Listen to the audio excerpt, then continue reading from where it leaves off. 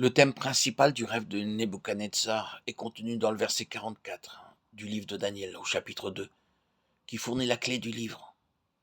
Nous apprenons l'existence d'un royaume qui ne peut être ébranlé. Dieu appelle des hommes, les prépare et leur enseigne la manière d'en devenir les citoyens.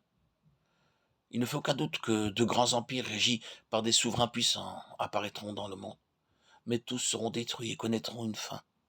En vérité, rien de ce qui vient de l'homme ne peut durer à perpétuité, et les monuments qu'il a édifiés, aussi solides et imposants soient-ils, ne manqueront pas de s'écrouler un jour. Dieu est à la recherche d'hommes désireux de s'attacher à ce qui est inébranlable et inaltérable. Si nos aspirations se portent vers ce royaume, nous devrons vivre et servir de manière à ce que toutes nos actions et nos paroles portent un fruit éternel. Telle est l'épreuve par laquelle Dieu fait passer ceux qui souhaitent remporter la victoire. Certains s'imaginent que la puissance divine se manifeste lorsqu'il nous utilise pour accomplir des miracles, des signes et des prodiges. Et pourtant, Dieu déclare que nos activités devraient être orientées vers les choses qui durent à toujours, car elles seules lui sont agréables.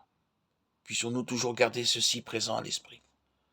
Le roi vit en rêve une statue gigantesque. La tête était d'or, les bras d'argent, le ventre de bronze, les jambes de fer et les pieds en partie d'argile et de fer, toute proportion gardée. La pierre qui vint s'abattre sur les pieds de la puissante statue était de petite dimension.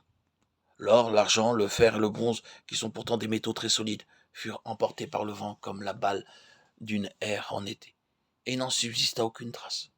La petite pierre devint une grande montagne et remplit toute la terre. Dieu voulait ainsi, sans détour, faire comprendre que toutes les œuvres humaines connaîtront une fin soudaine. Un homme aurait beau devenir grand comme un arbre vert et florissant, il n'en serait pas moins retranché d'une façon subite. J'ai vu le méchant dans toute sa puissance. Il s'étendait comme un arbre verdoyant. Psaume 37-35. Quant à ses œuvres, elles périront. Même si pour un temps elles font illusion comme l'or, l'argent, le bronze, le fer et possèdent l'apparence de la solidité. Seule l'œuvre du Tout-Puissant ne sera pas ébranlée et ne passera point. Ses débuts peuvent être humbles, mais elles subsistent à toujours. Dieu peut par quelques versets ou même un demi-verset humilier un homme, briser son orgueil, sa vanité. Cette parole commence par renverser chaque idole dans son cœur, puis, en se multipliant, devient une montagne et continue à croître, jusqu'à ce que cet homme soit rempli d'amour pour le Seigneur Jésus-Christ. C'est de cette manière que l'Éternel travaille à l'établissement de son royaume.